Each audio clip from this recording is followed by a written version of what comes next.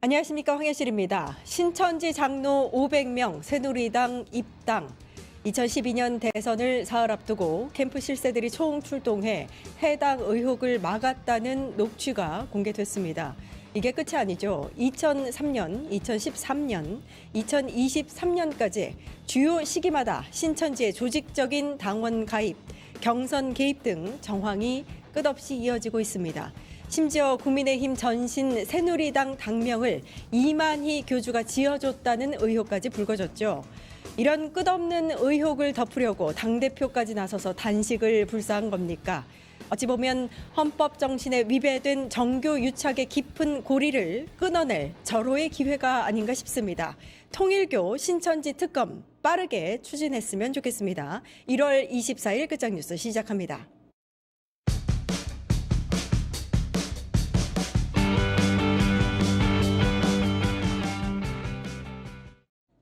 네, 일타정치 성치훈 민주당 부대변인 나와 계십니다. 안녕하세요. 안녕하십니까. 예, 첫 번째 이슈로 강선우 의원 또 김경시 의원 공천 헌금 관련해서 이야기 나눠보도록 하겠습니다. 지금 경찰 조사가 굉장히 속도감 있게 진행이 되고 있고 지금 강선우 의원이 경찰 조사에서 이렇게 이야기를 했대요. 1억 원 쇼핑백 받긴 했는데 1억 원이 든 줄 몰랐고 그냥 집에 갖다 놓고 보관하다가 김경시 의원이 왜 본인을 추천하지 않았느냐 이렇게 이야기해서 그때 보고 알았다 이렇게 얘기를 했어요. 신빙성이 있다고 보세요? 어떻게 보세요? 정말 죄송한 말씀입니다만 네. 신빙성이 저는 없다고 생각하고요. 아, 그래요? 네, 왜냐면은 정말 나중에 인지했다는 것 자체도 참 알기 어렵고, 그러니까 믿기 어렵고, 왜냐면 이 5만 원권으로 1억 원이면은 뭐 그래도 한 2, 3개월 묵직합니다. 꽤 묵직하다고 해요. 그렇죠. 전 만져본 적은 없는데 네. 꽤 묵직하기 때문에 그걸 건네받았을 때 이게 뭔지 확인했을 거고요. 그리고 지금 김경시 의원 주장, 저도 뭐 김경시 의원의 주장이 100% 사실일 거라고 생각하진 않아요. 하지만 뭔가 남모 보좌관으로부터 뭔가 먼저 강선호 의원이 힘들다는 얘기를 들었기 때문에 내가 줬다라고 지금 진술을 그렇네요. 했잖아요. 그렇기 예, 때문에 예. 그것과 관련돼서 아예 몰랐다, 몇 개월 동안 방치했다.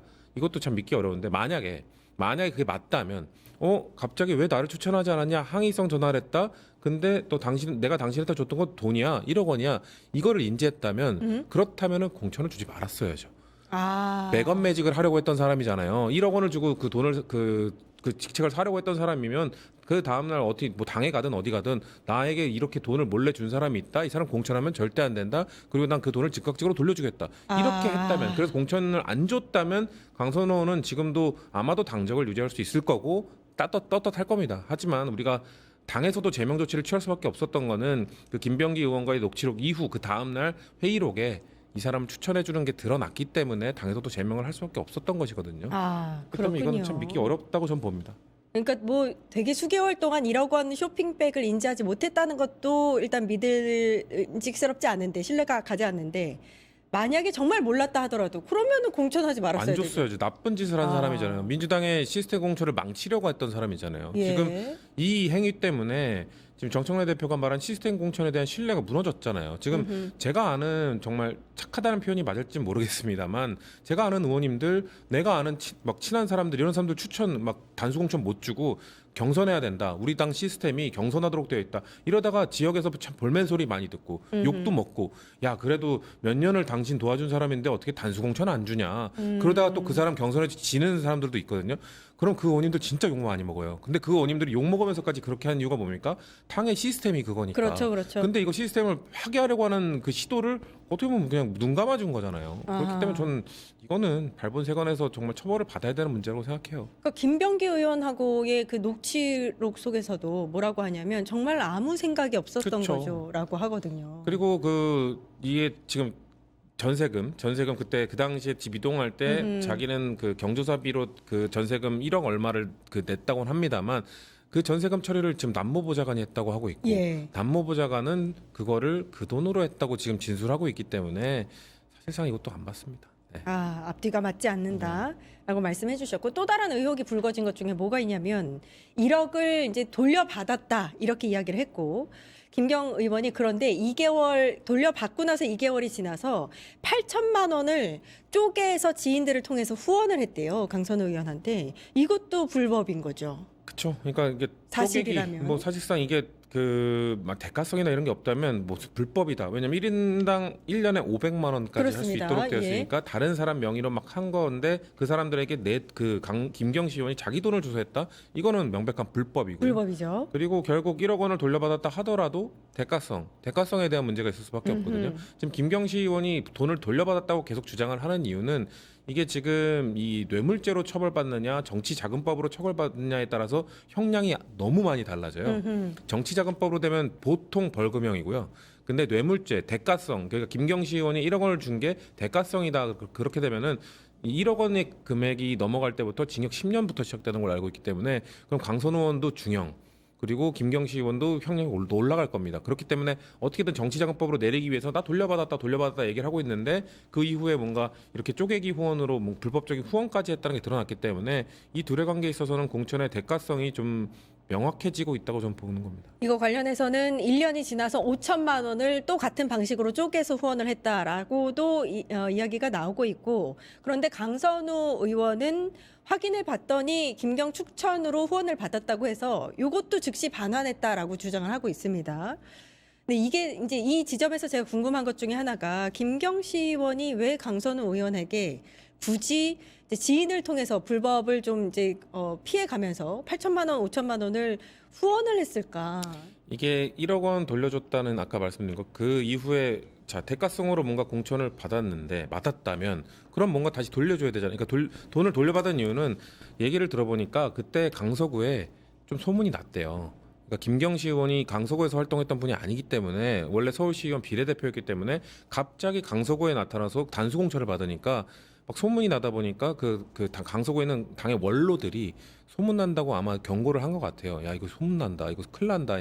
그러니까 돌려준 것 같고. 근데 사실 대가성으로 뭔가 공천을 해준 거잖아요. 강선호 의원이 어떻게 보면 총대 메고 지금까지 민주당의 회의록에 남아있는 그걸 토대로 봤을 때는 예. 그 강선호 의원이 본인이 얘기해서 공천을 줬기 때문에 그러면은 김경시 의원에게 1억 원을 그 현금을 돌려줬다 하더라도 다른 식으로 뭔가 대가성을 바란 게 아닐까라고 예측을 해볼 수밖에 없는 거죠. 아, 그렇군요. 어쨌든 만약에 1억 원을 돌려받았다면 또 다르게 돈을 줘서라도 뭔가 이제 이런 식으로 주면 안 됩니다. 합법적으로 줘야 됩니다. 그럼 후원금 시스템이 있습니다. 아는 사람 통해서 주면 됩니다. 뭐 이런 식으로 글쎄요, 둘의 어떤 대화가 있었는지는 알 수 없습니다만 누가 먼저 요구했는지. 그렇죠, 알 수 없죠. 그렇지만 그것까지는 그런 이렇게 모르지만. 대놓고 지금 한 번만 보낸 게 아니라 그 다음 1년 8천만 원 보내고 그 다음에 5천만 원.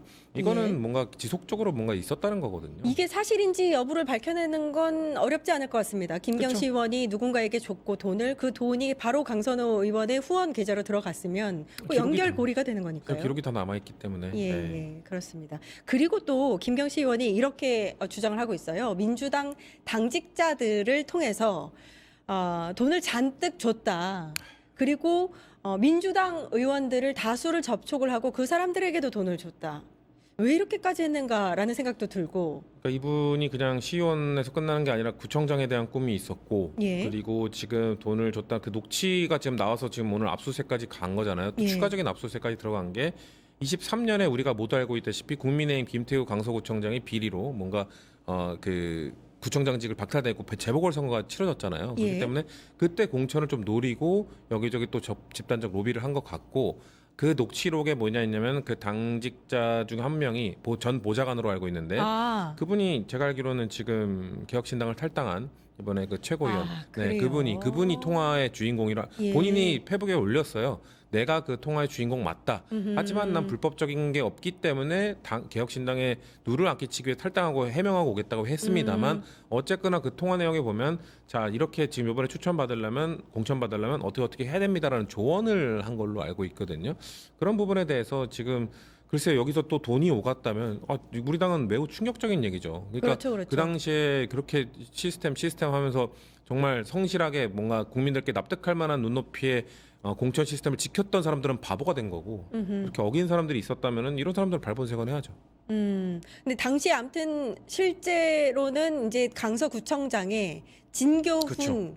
후보가 공천이 됐고요. 김경시 의원은 공천되지 않았습니다. 이것도 또 이제 민주당의 공천 시스템의 문제다.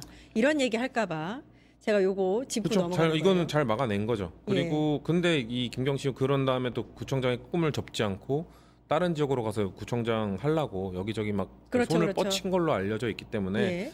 만약에 김경시 의원 뭐 재력가로 알려져 있던 분이기 때문에 이분을 통해서 돈을 받았거나 돈을 요구했던 사람들이 있다면 이건 뿌리 뽑아야 됩니다. 그래야 정청래 대표가 말한 시스템 공천을 국민들께 다시 우리가 맞습니다. 정말 몇 가지 휴먼 에러에 의해서 에러가 많이 생겼지만 시스템 공천은 우리가 굳건하게 지키고 있습니다라는 설명을 드릴 수 있기 때문에 이거는 당에서 발본색원 해줘야 됩니다, 같이. 경찰 수사를 통해서 이제 관련자들 싹 다 수사를 하고 그쵸. 네. 법적인 처벌을 받을 수 있도록 해주셨으면 좋겠습니다. 근데 그 김경시 의원이 왜 이렇게까지 공천을 받으려고 했는가? 지금 시의원을 하고 있고 또 비례로 했다가 이제 지역구를 받은 거잖아요. 그랬다가 구청장까지 이렇게 욕심을 낼 정도면, 왜냐하면 시의회에 있을 때 어떤 이권 사업들에 개입했다는 의혹도 있기 때문에 구청장이 되고 나서 더 활발하게 하려고 했던 거 아니냐.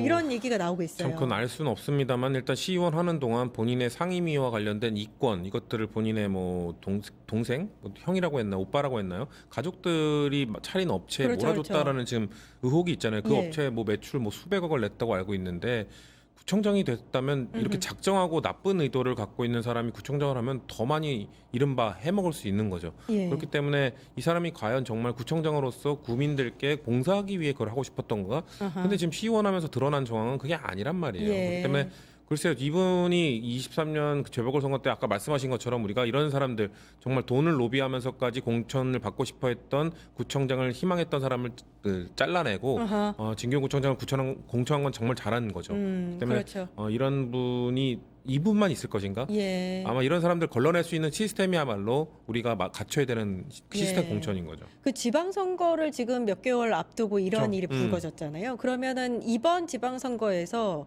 공천 시스템에 더 여야 모두 신경을 쓸 것 같습니다. 사실 지금 민주당 이슈만 나왔지 지금 국민의힘도 다를 바 없어요. 홍준표 전 시장이 얘기했잖아요. 예. 나 때 20년 전에 몇 억, 뭐 구청장 몇 억 이게 했잖아요. 그러니까 예. 똑같아요. 국민의힘도 지금 우리한테 비판할 게 아니라 자기네들 시스템부터 손봐야 된다고 보고요. 지금 보니까 우리 당도 원래 기존에 지금 지금 지방선거는 이제 중앙당보다는 시도당별로 이제 공심위를 꾸리게 되거든요. 이미 꾸려놨는데 거기에 이제 좀 더 국민들에게 신뢰를 드리기 위해서 위원들 교체를 하고 있습니다. 그러니까 내부 사람보다는 최대한 외부 사람들이 그래도 좀 객관적인 시각으로 이런 뭔가 집단적인 로비를 이렇게 끊어낼 수 있는 분들이라는 판단 하에 이렇게 국민들에게 자 우리 이 정도로 외부 위원들 늘리면서 신뢰를 높이게 노력하고 있습니다. 우리는 이 준비를 하고 있거든요. 국민의힘은 할까요? 국민의힘은 지금 우리는 어떻게 보면 김경이라는 뭐 강선 의원 이런 것 때문에 지금 내홍을 겪고 있기 때문에 더 확실하게 시스템을 갖추기 노력하고 있습니다만 국민의힘은 사실 지금 뭐 예를 들면 뭐 김정재 의원 그런 그쵸. 것들 녹취록 나온 거 수사 잘 안 되고 있잖아요. 그렇죠. 아마 제대로 이 시스템 공천을 갖추기 노력할 것인가? 이번 지방선거만큼은 저는 제가 민주당 소속이라 그럴 수도 있겠지만 민주당이 훨씬 더 공정한 공천을 할 수 있다고 저는 자신합니다. 예. 뭐 지금까지 모르쇠로 일관하고 그러니까요. 있는데요. 뭐. 예. 알겠습니다. 이 이슈는 여기까지 하고요. 파타타타 증권통합